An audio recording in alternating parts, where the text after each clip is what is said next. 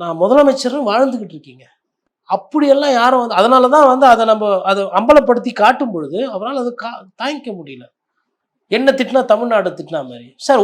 நீங்கள திட்டினா எப்படி சார் தமிழ்நாடு திட்டினா மாதிரி? அவ்வளோ கூடவா கூறு இல்லாமல் இருக்கிறாங்க ஜனங்க. தான் தமிழ்நாடுன்றாரு விஜய் தான் தமிழ்நாடு. அதுதாங்க இது வந்து அடுத்த முறை கூட்டம் வந்து கீழ்ப்பக்கத்தில் போட்டால் பக்கத்துலேயே மருத்துவமனை இருக்கு. இதெல்லாம் வந்து அந்த ஆதிக்கத்தினுடைய திமிரனுடைய உச்சம். நான் தான் தமிழ்நாடு, தமிழ்நாடுன்னு பேர் வச்ச தலைமகன் அண்ணாவே நான் தான் தமிழ்நாடுன்னு சொன்னது கிடையாது.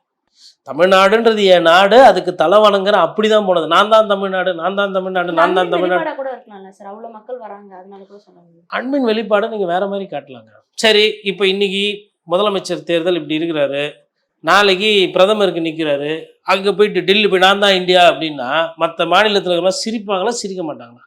இல்லை நான் தான் இந்தியா, பாகிஸ்தான் முஞ்சா சுடு, படம் டிப்பிக்கல் படம் பஞ்சு டைலாக். அது அரசியல் ஆகாது.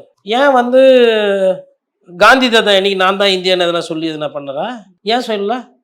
ஆனால் அரசியல் ரீதியாக அவங்களுக்கு ஒரு தெளிவு இருந்து ஒரு சிந்தனை இருந்தது. எதையோ பேசுகிறேன், எதையோ அதாவது அவர் திட்டக்கூடாது, அதனால அவர் பெயில் ஆர்டர் போடுறாரு. என்ன திட்டினா தமிழ்நாடே திட்டினா மாதிரி. என்ன நீங்கள் மட்டமாக பேசுனீங்க, இல்லை எனக்கு அரசியல் தெரியாதுன்னா மக்களுக்கே அரசியல் தெரியாத மாதிரி. எப்பா யார் நீங்கள், எப்போ அரசியலுக்கு வரீங்க, எப்படி மக்களுக்கு அரசியல் தெரியாதுன்னு சொல்லுவீங்க?